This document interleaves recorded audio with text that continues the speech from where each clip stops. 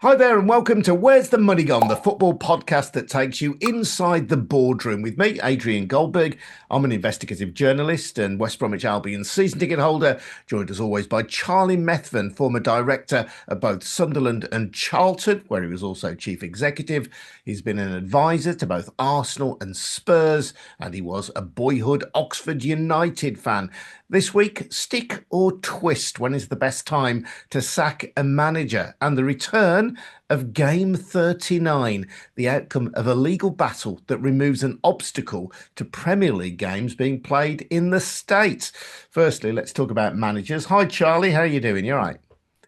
Yeah, hi Adrian. I'm doing absolutely great. Thank you very much. Just a little bit drizzly. I don't know what it's like in Birmingham with all your rat infestation, but down here in the Cotswolds, it's a little bit drizzly. But other than that, it's been a lovely weekend. Yeah, looking forward to getting going.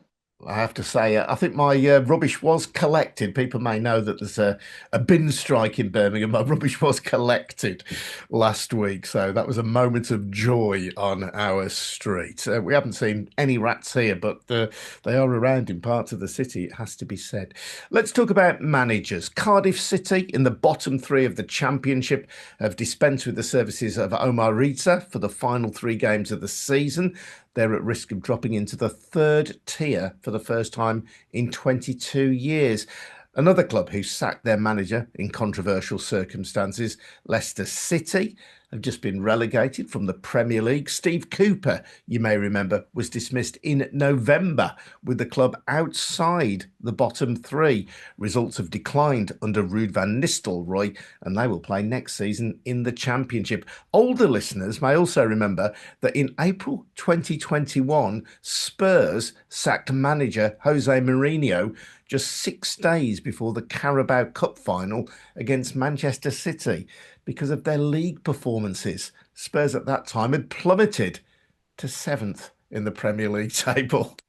So, 3 games before the end of the season, poor old Omar Ritza buys the farm, Charlie. Can you understand the logic of that? Well, I mean, understand might be putting it sort of strongly, but let me line out what I think has gone on here. So effectively, what's probably gone on here is you've got a board who have been pretty committed to Omar Ritza, and who have perhaps stuck with him longer than sometimes boards stick with managers in the hope and belief that he's going to turn it round. Perhaps they've seen some stuff behind the scenes on the training ground. We'll come on to that in a moment, but the difference that makes. And they've sort of almost to an extreme degree held their nerve until it's almost too late, probably is too late. And in fact, because I'm an Oxford United fan, I'm hoping it is too late, before finally pulling the one lever that is available to them to try to change things, which is removing the manager. And I think this is something which is underestimated when thinking about manager appointments and sackings, is that effectively, particularly once the transfer window has gone, obviously your ability to affect a squad is minimal to very, very limited. And other elements of what you have, not least including the makeup of the board itself, tend to be a little bit more sacrosanct in general. So often the one thing you can change is the manager.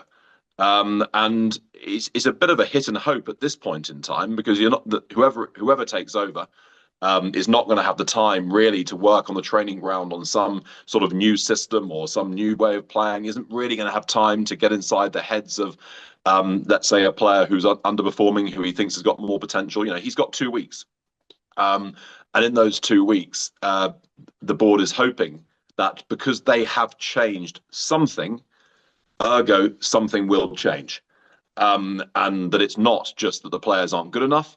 It's not just that the backroom staff isn't good enough. It's at least partially that the guy in the dugout wasn't quite getting the very best out of the players. And in this case, it may even be something as simple as the board thinking, look, under normal circumstances, Omar, we'd love to keep you, but we simply cannot afford to go down to League One, and we need to at least be able to look ourselves in the mirror and be able to look our fans in the face and say that we did everything we possibly could to stay up. These managerial changes happen in a variety of different circumstances and in different ways. You mentioned the Leicester sacking of Steve Cooper, that was back in November. And that sort of points to something a little bit different, which is Cooper, of course, had been the long-term manager of Nottingham Forest, one of Leicester's biggest rivals. And those types of appointments can, well, let's just say the tariff is a lot higher. That kind of manager needs to really knock the ball out the park because the fans start right from the start on the premise we don't really like this guy all that much. And therefore, the guy has to get results and get really good results and get palpably better results than another manager might get in order to win over the trust of the fans to then be able to put that sort of bad connection sort of behind them. So when that doesn't happen, and when the crowd starts to turn a bit toxic, the toxicity gets turned in two directions. One of which is at the guy in the dugout himself. We don't like you. You used to manage our greatest rivals, blah, blah, blah, all that kind of stuff. And then also in the director's box, because the fans are looking at the director's box saying, what a bunch of idiots you are. Surely you could have understood that appointing the former Nottingham Forest manager was never going to work here, etc. So that toxicity can tend to then start to affect the players. Because in game, during the game, there's that sense of unease and unhappiness going around. Even if results aren't necessarily terrible, it may still be the case that fans are pretty unhappy at a mixture of mediocre at best results combined with somebody in the dugout that they don't like, that they have previous with. And I think that's probably where that one got to be honest with you, back in November, which really points to the fact that you don't want to be appointing a manager with whom the fans have previous. It's hard enough to get this mix right without having to add into the mix another factor, which is probably only a factor shared by a very small number of managers available to you. I mean, probably if you're Leicester City, I don't know, there might have been one or two former managers of Leicester who the fans wouldn't have welcomed back. There might be one or two Forest managers, one or two Derby managers. It's a small number of managers who you have to be a bit wary of, and probably you're best advised to steer clear of those. Just one final thought before I go back to you, Adrian, is that fans significantly overestimate the importance of the manager. Right. Now, that's not to say that the manager isn't very important. He is very important, and probably, and I do say probably, probably is the most important appointment in the club. But it's not quite as simple as it's all about the manager. With the right backroom staff, with the right sort of underpinnings, and I'll come on to what those are in a moment, after you've had your say. A mediocre manager can look like a really good manager, and without the right underpinnings behind them, a really good manager can look like a poor manager. And this explains why sometimes fans go, how come this guy was great for this other club? How come he's been horrific for us?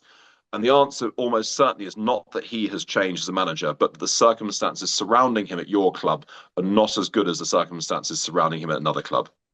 Yeah, well, let's talk about the importance of a manager then, because at West Brom at the moment, we have a situation where a team that was on the edge of the playoffs under Carlos Corberán, albeit one perhaps in decline, has appeared to decline even further under Tony Mowbray, who is much loved by West Bromwich Albion fans for what he achieved previously at the club, but doesn't appear to be delivering the same results in the short term at the moment. And people say, well, look, ultimately it's down to the players, the ability of the squad that he has. But I want to talk about one example from history and one current example from this season that demonstrate the importance of a manager. So if we go back a long way into the mists of time, into the late 70s and the early 1980s, Brian Clough, albeit perhaps genius level manager, took over a Nottingham Forest team in the lower depths of the second tier of what would now be the Championship. And that squad was transformed into a European Cup winning team, Champions League in today's money. So Clough is, I would argue, the ultimate example of the difference a manager can make by taking essentially the same group of players and turning them into world beaters or continent beaters. In this season's championship, you have Luke Manning at Bristol City, who, when they played at the Hawthorns, were comfortably the worst side that I have seen this season. They got tonked. They let in, I think, 5 goals. Luke Manning has taken that squad, which I think is objectively worse than West Brom's squad, and has turned them into a playoff team. And all credit to him for that. So I would say, pushing back perhaps on your comment about managers, yes, they are the most important person in a club, the most important appointment that a club will make, you've said, but they're absolutely critical, aren't they? In that average players, or apparently average players, with the right management, can become much, much better than the individual sum of their parts. Well, again, you're only seeing what you see in the dugout on a Saturday. You're not seeing what happens in the club the rest of the week. Now, if you take Clough as an example, and I mean, I still stand in awe of Clough as a journalist, as a young journalist. He was one of my most fascinating interviews I did, and we'll come on to that in a moment. Actually, it does have some relevance to his genius. What he said in that interview. So Clough is the ultimate, what they call it, control study, right? Because which proves my point and disproves your point, which is that Clough, with Peter Taylor, was an outstanding manager. Without Peter Taylor, was hopeless. And he knew that and had to go down on bended knee to get Taylor to come back to him at Nottingham Forest, having previously parted company to that. Why? Because Peter Taylor signed the players who Clough needed in order to be able to get that right. Secondly, Clough didn't do a lot of coaching. Not a huge amount, and sometimes he would disappear for days at a time and only turn back up to do the team talk. His genius was in that final bit of man management and of cohesion and of understanding what was required and what needed to be said and done to a group of players in order to get them absolutely to where he wanted to get them. And that is a remarkable skill, by the way, and it requires you to really understand footballers, which is not that straightforward, and also one needs you to be able to sort of maintain and tread that line between being, not their friend, but at the same time someone they want to play for, which I think Clough was supremely good at, playing those mind games, and he was a very, very clever man. But without Taylor, he was nothing. And this is really the point I'm making, which is that the combinations that go on behind the scenes are extremely important in order enabling the only bit that you see as a fan, which is the guy in the dugout on a Saturday. Now, let me give you an example of what I'm talking about here. So I am, like a lot of directors, obsessive about a squad's fitness, because ultimately we sign players and spend lots of money on players who then, in many cases, if the setup behind the scenes isn't right, end up in the treatment room. And fans just say, well, sign more and more players. Yeah, but actually, do you know what? Under cost control mechanisms, you can't. It's hugely expensive, even if you can. So who your performance director is, that's the person who, I'm trying to remember what they were called back in the old days, but they were seminal, the trainer. Probably in the old days, wasn't it? I think they were called the trainer, actually, Yeah. going back a while. Going back, and that person, the trainer, actually was the person who did a large chunk of what we would currently call the coaching.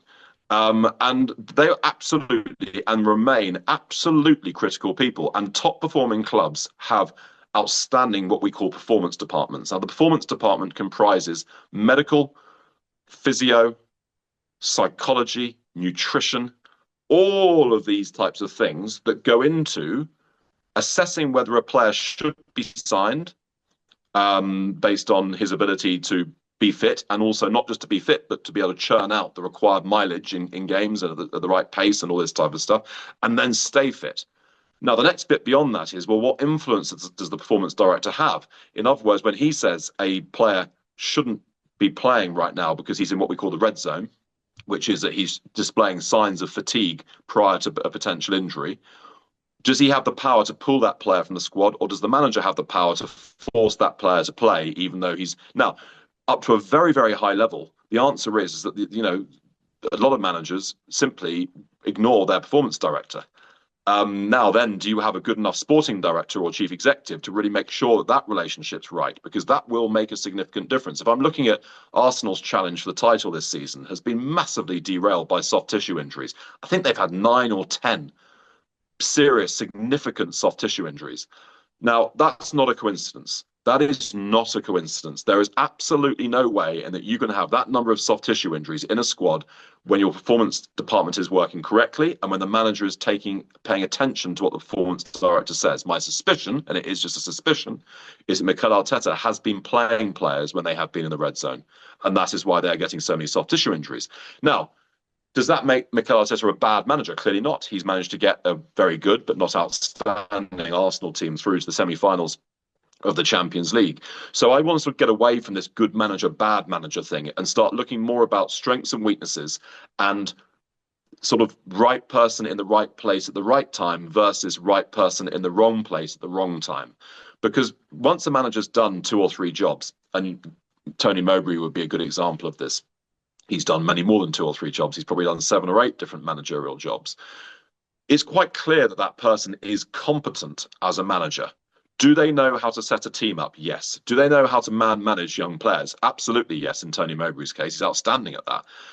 Do they know and understand how to, deal with the various, upwards to the board and downwards to the fans? Again, in Tony Mowbray's case, outstanding at all that. Really, really, really, really good.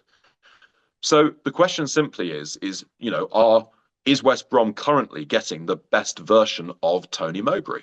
And I would just hazard a guess that as somebody who has suffered very significant illness in the last 2 to 3 years, I mean, very, very significant illness, that probably the answer is no. Probably West Brom is not currently getting the very best version out of Tony Mowbray, and that would be entirely understandable if that were the case.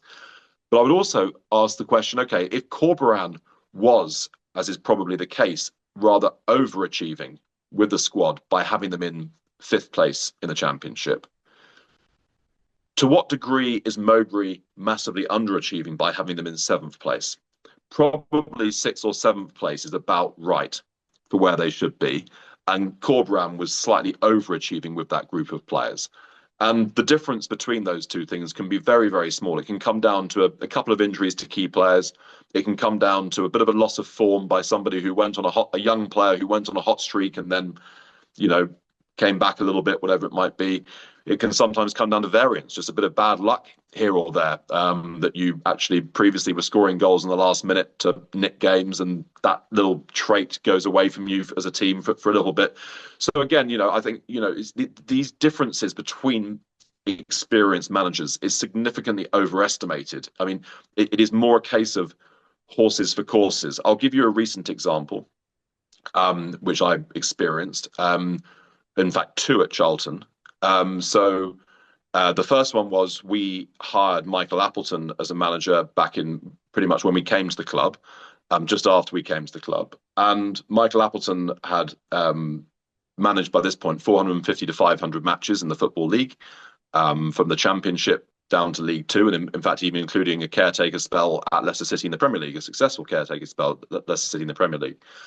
And nobody in football would argue the case that Michael Appleton is an incompetent manager.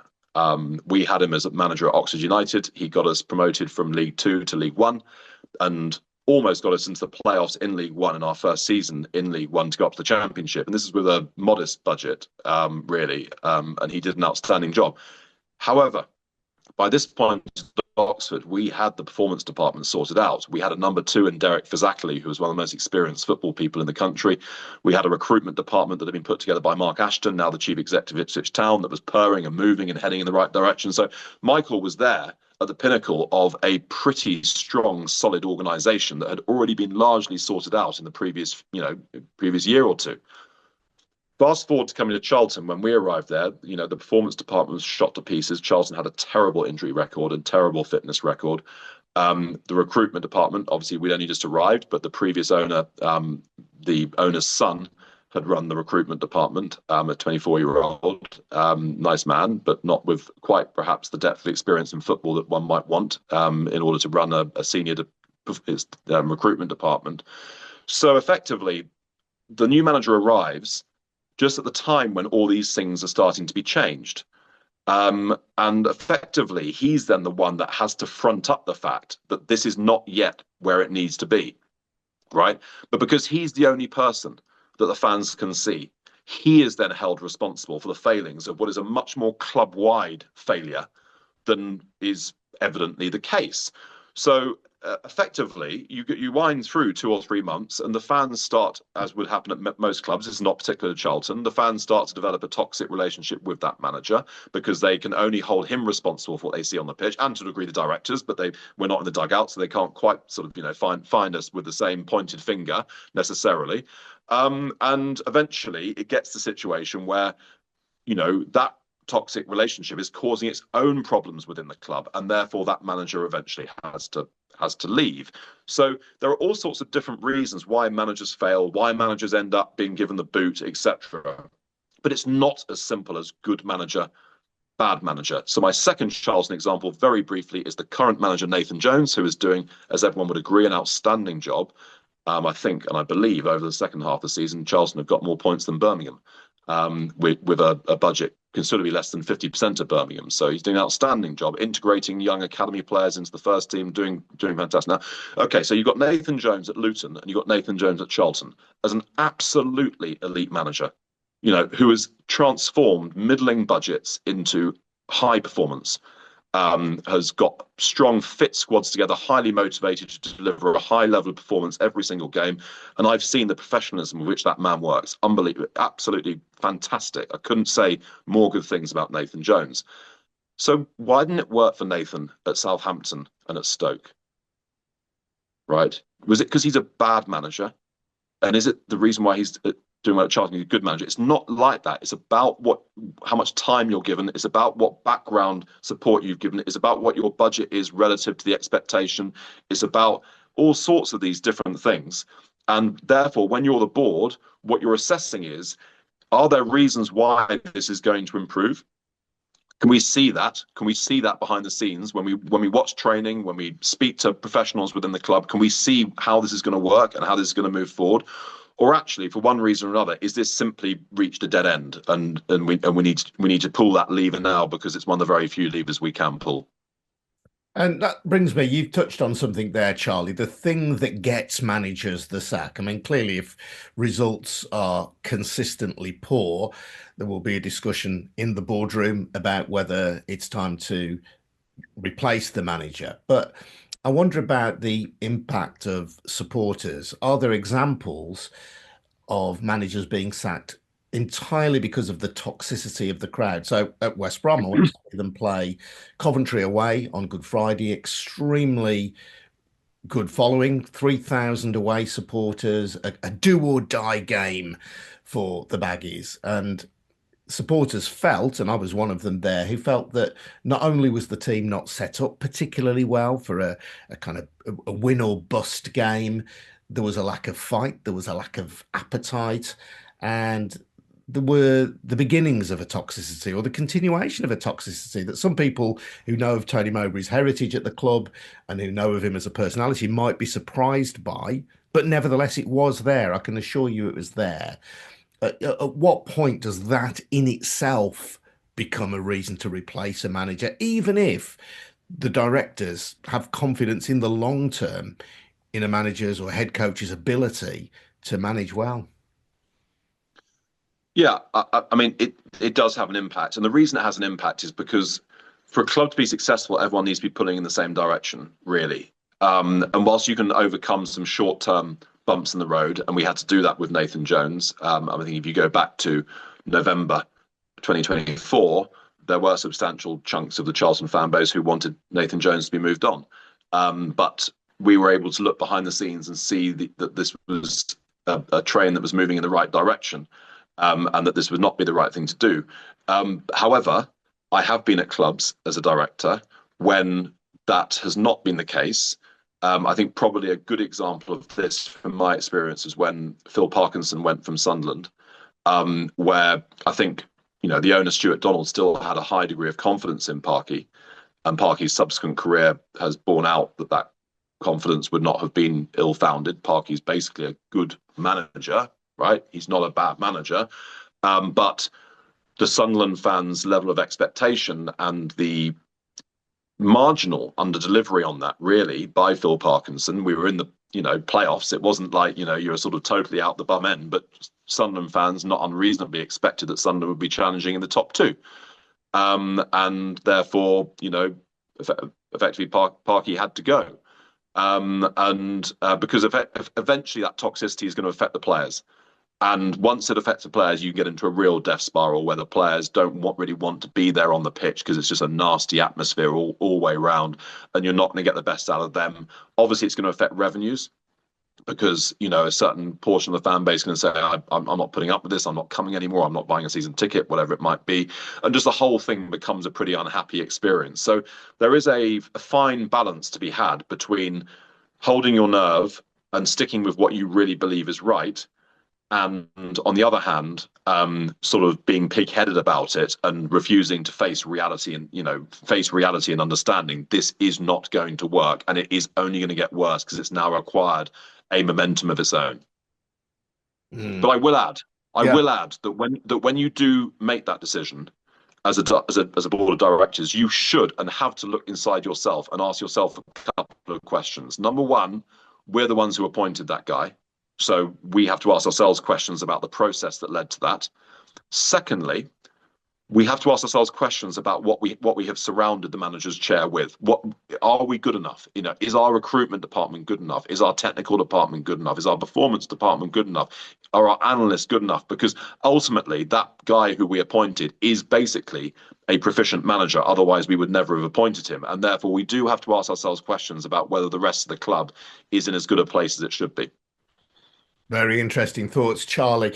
Before we go, I want to talk about the return of Game 39. Now, I use that shorthand because a few years ago, people may remember that the Premier League was in discussions for something called Game 39, which would have been an additional game to the 38-game regular season, with the extra game being played in the United States. Now, that was howled down by supporters, and I would be one of those howling them down.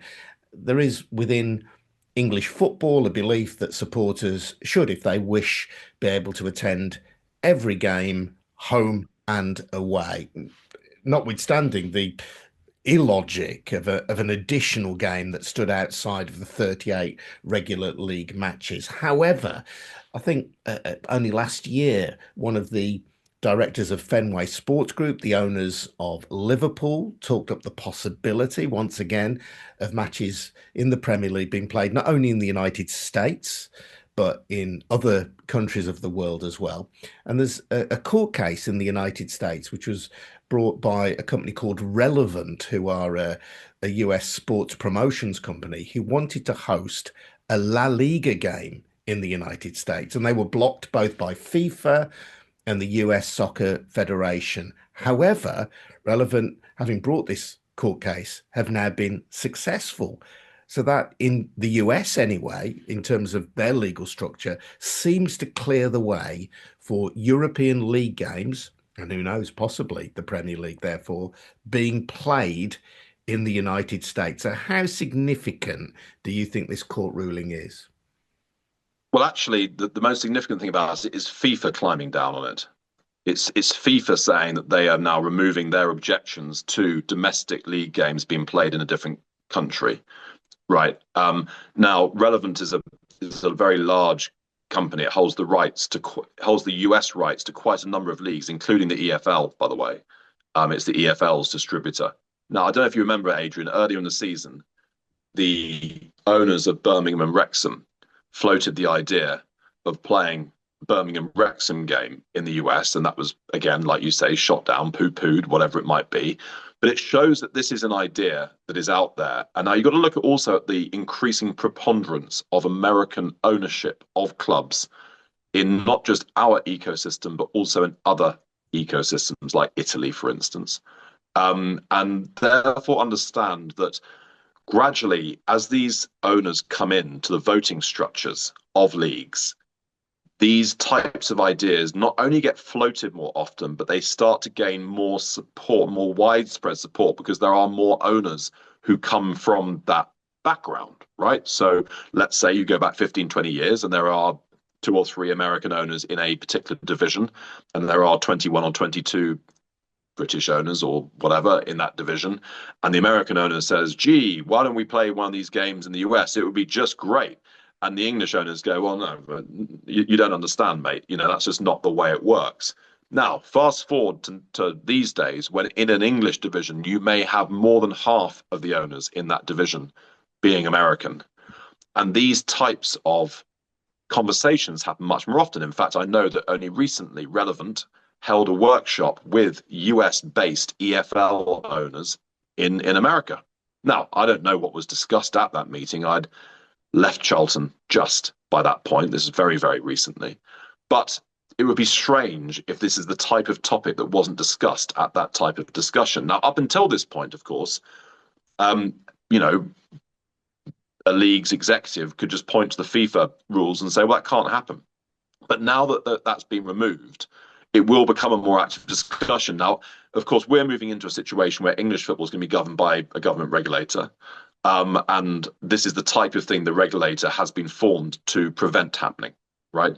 The regulator, if you look at the mandate, is a very conservative body, which is meant to sort of, keep football pretty much as possible as it still is and prevent these types of innovations from happening. And in any case, I'm not sure that this innovation would start with English football because English football is in a healthy financial state, notwithstanding the cost control issues we have. But in general terms, in revenue terms, there's more revenue coming in every single year. However, in the European leagues, as we've discussed recently, pretty much all options are having to be considered to bring new revenue in because these leagues are struggling. These leagues are not enjoying the same success that the English pyramid is enjoying in revenue terms, and they're still trying to compete with the English pyramid. So would it surprise me following this ruling if the Spanish league or the Italian league decided to give this a bit of a swing of the bat? It would not surprise me at all. Yeah, Now, Barcelona Girona was the game, the test case, as it were, in relation to this. And I note that earlier this year, Super League, Rugby League, staged a game in Las Vegas. Wigan Warriors, probably the biggest club in Rugby League, against Warrington Wolves. And although traditionalists like myself may object to this, I'm conscious as well that there will be some soccer supporters, some football fans, perhaps younger, but not necessarily only younger fans, who'd say, well, look, I can't get to every game anyway. I'm not going to get to all 46 or 38 games that my club plays a season. If one of those games is in Las Vegas, I'll push the boat out. We'll have a party. If people can't go, they can watch it on TV, much as they can anyway. Some supporters might be up for it, and some owners, and not just the American owners, might be up for it because they will see both additional revenue through the gate, growing their brand to a new group of supporters in the United States, and the possibility of attracting global sponsors, for example. yeah, well, yeah, absolutely right. I mean, not a word of that I disagree with. I think my pushback would be along the thin end of a wedge type lines, which is once you've broken the principle that the domestic league gets played domestically. And let's not forget, there are lots of international competitions. The Club World Cup this summer is exactly being played in the US and is promoting those big clubs' brands, around the world and all this type of stuff. Once you broach the principle or breach the principle that domestic games are played domestically, I think history tells us that one game becomes 2 games, becomes 3 games, becomes 4 games. And there's not really any argument on principle to protect you at that point because you've already accepted that it's not necessarily played domestically. I think what I would say is, is this enough of a need to have to really cause as much upset as it's going to cause? Are we in such dire straits financially that we need to do this? Are our football club brands so underexploited and underexplored in foreign markets that we need to do this? And the answer to all these questions is basically no. Right? This is not something we need to do. Does rugby league need to do it? Absolutely yes. Rugby league desperately needs new audiences. Rugby league is far too confined to a small audience in the northwest of England and Australia. It absolutely needs to break out into new audiences, as do most sports, many sports, women's football, etc. Men's professional football in England does not really need new audiences. I mean, obviously, should we continue to try to, within the prisons of our current setup, should we try and keep on getting new audiences? Absolutely, yes. But do we need to really break what we have in order to do that? I would argue not. So I think that this will happen first with the Continental League. I'm sure it will happen. It will happen first with the Continental League. And the one thing that might then change matters for the Premier League or the Football League is if that foreign league, let's call it La Liga, starts to be perceived that they are gaining considerable competitive advantage in the US market by doing this, and that therefore is a danger to the Premier League's dominance in terms of being the global league. If that started to happen, then you can imagine voices within the Premier League set up saying, look, please, we do need to have a look at that. We are damaging our long-term prospects. Fascinating stuff. Charlie, thank you. Before we go, let's have a little trivia question this week, shall we? Charlie talked about Brian Clough being useless, I think was his phrase, without Peter Taylor. Brian Clough was manager of Leeds United, a story chronicled in the brilliant film and book called The Damned United. How many days was Brian Clough, without Peter Taylor, in charge at Elland Road? Drop me an answer if you want via email, goldbergradio@gmail.com. Mark it WTMG Trivia. How many days was Brian Clough in charge at Leeds United? goldbergradio@gmail.com.